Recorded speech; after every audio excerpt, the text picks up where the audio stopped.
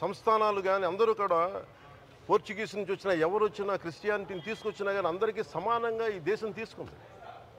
పార్సీల్ని తీసుకుంది లోపలికి, జొరాస్ట్రియన్స్ని తీసుకుంది. ఏ మతం వచ్చినా లోపలికి తీసుకుంది, ఇముడ్చుకుంది తప్ప ఇంకో మతాన్ని ఎప్పుడు ద్వేషించాల. కానీ ఈరోజు నేను మాట్లాడుతుంది ఈ ప్రాయశ్చితం దేనికి మా దీక్ష అనుకుని నేను ఎప్పుడు మీ అందరికీ తెలుసు 5 సంవత్సరాల వైసీపీ పాలనలో ఇదే దేవాలయంలో కనకదుర్గ అమ్మవారి రథం తాలూకు మన సింహాలు మాయమైనవి, కొన్ని ఇబ్బందులు తప్పులు జరిగినాయి అంటే ఒక్కొక్కరు ఎలా మాట్లాడారు వైసీపీ నాయకులు. వాళ్ళెవరు ముస్లిమ్స్ కాదు, హిందూస్ కాదు, వాళ్ళెవరు ముస్లిమ్స్ కాదు, క్రిస్టియన్స్ కాదు, హిందువులే అందరూ. పొద్దున్న లేస్తే తాళ్ళు కట్టుకునేవాళ్ళు, బొట్లు పెట్టుకునేవాళ్ళే. కానీ ఒక తప్పు జరిగింది, ఒక అపవిత్రం జరిగింది అంటే పదవులు అనుభవిస్తూ ఉన్నవాళ్ళు, పొద్దున లేస్తే గుళ్ళకి వెళ్ళేవాళ్ళు, వీళ్ళు అపహాస్యం చేస్తూ ఉన్నారు, వీళ్ళు వెటకారం చేస్తూ ఉన్నారు. ఈ ఎంటైర్ ఈ విషయంలో వాళ్ళు మతం పుచ్చుకున్నారా లేదా నాకు అన్నీ తెలియదు. వైవి సుబ్బారెడ్డి గారు ఉన్నారు, భూమన కరుణాకర్ రెడ్డి గారు ఉన్నారు, వారి కుటుంబ సభ్యులు ఉన్నారు. ఎవరైనా సరే మీరు మతం పుచ్చుకున్నారా లేదా నాకు తెలియదు. అవన్నీ అది మీ బయటికి చెప్పుకుంటారా లేదు నాకు తెలియదు. నేను అది కూడా మాట్లాడట్లా. కానీ మీరు బాధ్యత తీసుకున్నారు. మీరు హైందవ ధర్మాన్ని కాపాడుతానని మీరు బాధ్యత తీసుకున్నప్పుడు కాపాడాల్సిన అవసరం మీ మీద ఉంది. బోర్డుని మీరు స్థాపించారు, మేము స్థాపించాల. తప్పులు జరిగినాయి. తప్పులు జరిగితే వైఎస్ జగన్ గారు ఏం చెప్పాలి? ఒకవేళ నాకు తెలియకుండా మేము ఆయన బ్లేమ్ చేయట్లా.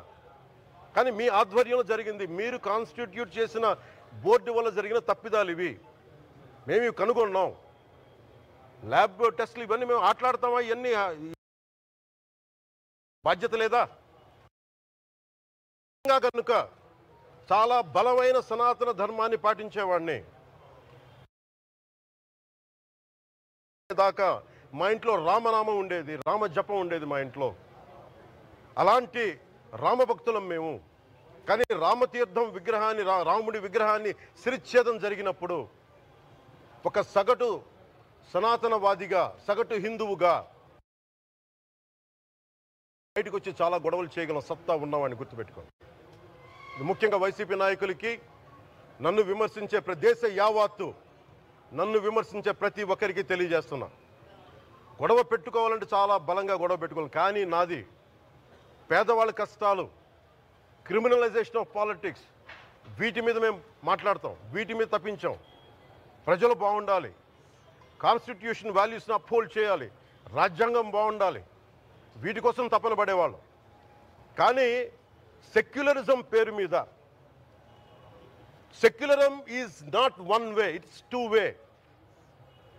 సెక్యులరిజం అంటే కూర్చోబెట్టి ఒక్క సైడ్ నుంచి వచ్చేది కాదు, అన్ని సైడ్ నుంచి రావాలి. ఇది చాలా ఆవేదన కలిగిస్తుంది. కొన్ని దశాబ్దాలుగా చూస్తున్నారు ప్రతి హిందువు. దీంట్లో మిగతా మతాల ప్రస్తావన కంటే కూడా నేను ఎక్కువ ప్రస్తావన చేస్తుంది హిందూ ధర్మాన్ని పాటించి, వాళ్ళ వ్యక్తిగతంగా పాటించి బయటకు వచ్చేటప్పటికి మీడియా వారి కోసమో లేదంటే ఇంకొంత ఎవరైనా సాటిస్ఫై చేయడం కోసం తెలియదు, కానీ సాటి హిందువులు తోటి హిందువులను తిడుతూ ఉన్నారు. ఇది చాలా ఆక్షేపణీయం. దీంట్లో నేను ముస్లిమ్స్ నిందించట్లా, అది క్రిస్టియానిటీ నిందించట్లా. కానీ బాధ్యత తీసుకున్న హిందువుల్ని నేను నిందిస్తున్నాం. బాధ్యత మీది. మీరు యథాలాపంగా వచ్చి ఇది పొలిటికల్ పదవులు, విగ్రహాలు పోతే మేము ఇల్లు కట్టుకుంటాం, వాకిళ్ళు కట్టుకుంటాం, ఏం మాటలవి? ఇదే మీరు మస్జిద్లో జరిగితే మాట్లాడతారా? మస్జిద్లో ఇలాంటి అపవిత్రం ఒక చిన్నపాటి చోరీ జరిగితే ఇలాగే మాట్లాడతాం. ఎందుకంటే మీరు మాట్లాడరు, ఓట్లు కదా అక్కడ. కానీ హిందువులు మాట్లాడితే హిందువులు అందరికీ ఎవరు పట్టించుకోరు. ఇక్కడ మా వేదన ఉండదా? మౌనంగా ఉన్నామంటే బాధ లేదనా? కోపం రాదనా? ఈ రోజుకి కూర్చొని చూడండి ఏం మాట్లాడుతున్నారో వాళ్ళు. ఆయన వాళ్ళ లాయర్ అంట, ఆయన ఎవరు ఏజీపీ అంట, పొన్నవోలు సుధాకర్ రెడ్డి గారు తిరుమల లడ్డుపై ఢిల్లీలో చేసిన కామెంట్ నా దృష్టికి తీసుకొచ్చారు. ఇలాంటి సెన్సిటివ్ సమయాల్లో ఎయిదర్ మౌనం మంచిది, మౌనం దాటి పొగరుగా మాట్లాడటం, నన్ను పచ్చి బూతులు తిట్టినా, నన్ను వక్రీకరించినా, నన్ను రోడ్డు మీదకి లాగి నేను ఎప్పుడు మౌనంగానే ఉన్నా. కానీ వైసీపీని నాయకులు, విమర్శించే నాయకులు ప్రత్యేకంగా చెప్తున్నాం, సనాతన ధర్మాన్ని జోలికి రాకండి. తప్పు జరిగితే తప్పు జరిగిందని ఒప్పుకోండి, లేదా మాకు సంబంధం లేదని చెప్పండి. అంతేగాని మళ్ళీ అడ్డగోలుగా మాట్లాడితే ఎవ్వరూ క్షమించం. ఇక్కడ మీరు కూడా హిందువులే. పొన్నవోలు సుధాకర్ రెడ్డి గారు, మీరు హిందువులే. నోటికొచ్చినట్టు మాట్లాడకండి. తమాషాలుగా ఉందా మీకు? సరదాలుగా ఉన్నాయా? మొన్నటికి మొన్న ప్రకాష్ రాజ్ గారు మాట్లాడారు నా మీద. అరే, నేను మాట్లాడుతుంది ఒక హిందువులు అపవిత్రం గురించి మాట్లాడుతున్నాను. ఇందులో ప్రకాష్ రాజ్ గారికి సంబంధం ఏంటి? ఇందులో నేను ఇంకొక మతాన్ని నిందించానా? ఇస్లాంని నిందించానా? క్రిస్టియానిటీని నిందించానా? అపవిత్రం జరిగింది, ఇలా జరగకూడదు, ఫుడ్ అడల్టరేషన్ జరిగిందని మాట్లాడుతుంటే దీన్ని గోల చేయకూడదంటే, అంటే తప్పు జరిగినప్పుడు మాట్లాడకూడదా? ఒక అపవిత్రం జరిగితే మాట్లాడకూడదా? దేవతా విగ్రహాలను శిరచ్ఛేదం చేస్తే మాట్లాడకూడదా? ఏం పిచ్చి పట్టింది ఒక్కొక్కళ్ళకి? ఎవరి కోసం మాట్లాడుతున్నారు మీరు? ప్రకాష్ రాజ్ కూడా చెప్తా ఉన్నాను, నాకు మీరంటే గౌరవం. I have extreme respect for you.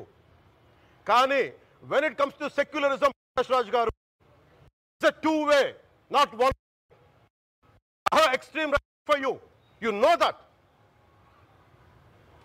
Mere secularism is all, it is not way. హిందువుల మీద దాడినప్పుడు వచ్చి మాట్లాడడం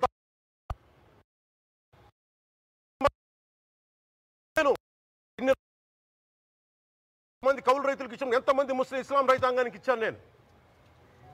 ఇదే ఎన్ని మద్రాసాలకి డబ్బులు ఇచ్చాను నేను, 25 లక్షలు 30 లక్షలు ఇచ్చాను, నేను ఇచ్చినవాడిని. నేను నాకు అన్యమతం ఇస్లాం మీద గౌరవం ఉన్నవాడిని, క్రిస్టియానిటీ మీద గౌరవం ఉన్నవాడిని, చిన్నప్పటి నుంచి కూర్చొని మిషనరీ స్కూల్లో చదువుకున్నవాడిని. నా టీచర్ చెప్పిన సూక్తి, తను తగ్గించుకున్నవాడు హెచ్చింపబడని చెప్పి బైబుల్ సూక్తిని ప్రతిసారి కోట్ చేస్తూనే ఉంటాను. ఇది నా గౌరవం, ఇది నేను చూపించే గౌరవం. మీరు మాట్లాడితే కూర్చొని నేను పాటించే ధర్మానికి అపవిత్రం జరిగినప్పుడు మాట్లాడకూడదు, మౌనంగా ఉండాలి. సెక్యులరిజంకి విఘాతం అంటే ఏంటి? సెక్యులరిజంకి విఘాతం? నా ఇంటి మీద దాడి జరిగినప్పుడు నేను మాట్లాడకూడదా? నా ఇల్లు 10 మందికి ఆశ్రయం ఇస్తుంది. నా సనాతన ధర్మం అన్ని ధర్మాలకి ఆశ్రయం అయితే దానికి దాడి జరిగినప్పుడు, దాని మీద అపవిత్రం జరిగినప్పుడు దానికి కూడా మాట్లాడకూడదంటే ఏం మాట్లాడాలి మీతోటి? ప్రకాష్ రాజ్ గారు, you have to learn your lessons. I respect you. It's not just Prakash Raj Garu, all the people who thinks in the name of secularism, you're going haywire. Let me tell you guys, we are extremely hurt. Don't make a mockery out of our sentiments. We are deeply, deeply hurt. It's not fun for you, maybe it might be fun for you. It is not fun for us. It's a deep anguish, deep pain. Don't you ever forget. Before you come and think 100 times and talk about Sanatana Dharma. Enough of this. చాలు. ఇష్టానికి మాట్లాడుతూ ఉన్నారు సనాతన ధర్మం మీద. అయ్యప్ప స్వామి మీద మాట్లాడతారు, సరస్వతి దేవి మీద మాట్లాడతారు. అల్లా మీద మీరు మాట్లాడగలరా? మహమ్మద్ ప్రవక్త మీద మీరు మాట్లాడగలరా? జీసస్ మీద మీరు మాట్లాడగలరా? అందరూ కూర్చొని సనాతన ధర్మం మీద, వినాయకుడి మీద జోకులు వేస్తారు, దుర్గాదేవి మీద జోక్స్ వేస్తారు, సరస్వతి దేవి మీద జోక్స్ వేస్తారు. మా మనోభావాలు గాయపడవా? మాకు బాధ ఉండదా? అందుకే నేను ప్రతిపాదించింది ఏంటంటే, ప్రతి దానికి రావలేకపోతున్నాం. సనాతన ధర్మ రక్షణ board is order of the day. ప్రతిసారి కూర్చోబెట్టి మేము డిఫెండ్ చేసుకోలేం. ఇది ప్రతి సగటు హిందువు తాలూకు ధర్మం. ఇదే ఇస్లాం మీద దాడి జరిగితే ఎంతమంది బయటకు వస్తారు, ఎంతమంది నిరసన తెలియజేస్తారు, రోడ్ల మీదకి రమ్మని చెప్పట్లా. కనీసం మీకు కోపం కూడా రాకపోతే మేము ఏం చేస్తాం? గుడికి వెళ్ళే ప్రతి హిందువు బాధ్యత కాదా ఇది? నా ఒక్కరి బాధ్యతైనా, మా బాధ్యతైనా మీది కాదా? ధర్మాన్ని మీరు పరిరక్షించరాదు, మీ బాధ్యత కాదా? ఈయన పొన్నవోలు సుధాకర్ రెడ్డి గారు మాట్లాడేది, పంది కొవ్వు చాలా ఖరీదైంది, ఆ కొవ్వు లడ్డు నెయ్యితో ఎలా కలుపుతారు? నెయ్యి 300 రూపాయలు ఉంటే పంది కొవ్వు 1200 రూపాయలు. బంగారంతో రాగి కలుపుతారా? ఇత్తడిలో పుత్తడి కలపరు. చెంబు తయారులో ఎవరైనా బంగారం కలుపుతారా? మదమెక్కిన మాటలు పొన్నవోలు సుధాకర్ రెడ్డి గారు. మదమెక్కి వస్తే ఇట్లాంటి మాటలే వస్తాయి. మీరు నా మీద కోర్టులో కేసులు వేసుకుంటారో ఏమి చేసుకుంటారో చెప్తా. మీరు ఏజీపీలు కదా, మీ దగ్గర వేల కోట్ల డబ్బులు ఉన్నాయి కదా, వేసుకోండి కోర్టులో, చెప్పండి. సనాతన ధర్మానికి నోటికొచ్చినట్టు మాట్లాడితే మిమ్మల్ని అందరినీ రోడ్ల మీదకి లాగుతాం, గుర్తుపెట్టుకోండి. తప్పు జరిగింది, ప్రాయశ్చిత్తం చేసుకోండి, లేదంటే మౌనంగా మాట్లాడకుండా ఉండండి అంతే. మా మనోభావాలు ఇంకా రెచ్చగొట్టేలా మాట్లాడొద్దు. భూమన కరుణాకర్ రెడ్డి గారు మాట్లాడతాను నేను వెళ్ళి హై డ్రామా. రాజకీయ మనసు ఉన్న వాళ్ళు అత్యంత దారుణంగా ప్రవర్తిస్తున్నారండి. లడ్డు కలుషితమైంది అంటున్నారు. కల్తీ నెయ్యితో తప్పు చేసి ఉంటే సర్వనాశనం అయిపోతాం, రక్తం కక్కుని చచ్చిపోతాం. మీ నాశనం మొదలైంది. రెండోది అది భగవంతుడికి వదిలేస్తున్నాను. వైవి సుబ్బారెడ్డి గారు విచారణకి రావాలంటే రికార్డులు ఆయనకి ఇవ్వాలంట. మీరు ప్రభుత్వంలో రికార్డులు మాకు ఇచ్చారా? మాకు ఏం మాట్లాడుతున్నారు మీరు? మీరు కూడా విచారణకి సిద్ధంగాండి. అసలు ఈవో ధర్మారెడ్డి గారు, ఆ మనిషి గాయం. ఈ రోజు దాకా లేడు ఆయన. ఈరోజు దాకా మళ్ళీ కనిపించలా. ధర్మారెడ్డి గారు, నేను మిమ్మల్ని చూశాను ఆ రోజున. నేను దర్శనానికి వచ్చినప్పుడు మీరందరూ ఎలా ప్రవర్తించారో నాకు తెలుసు, నేను చూశా. తిరుమలని ఇష్టారాజ్యంగా చేశారు, అది వ్యాపార కేంద్రంగా చేశారు, ఆధ్యాత్మిక కేంద్రం నుంచి పర్యాటక కేంద్రంగా చేశారు అది. ఇదే మీరు మక్కాకి వెళ్తే ఇలాగే ప్రవర్తిస్తారా? మీరు ఒకసారి మక్కాను చూసి నేర్చుకోండి.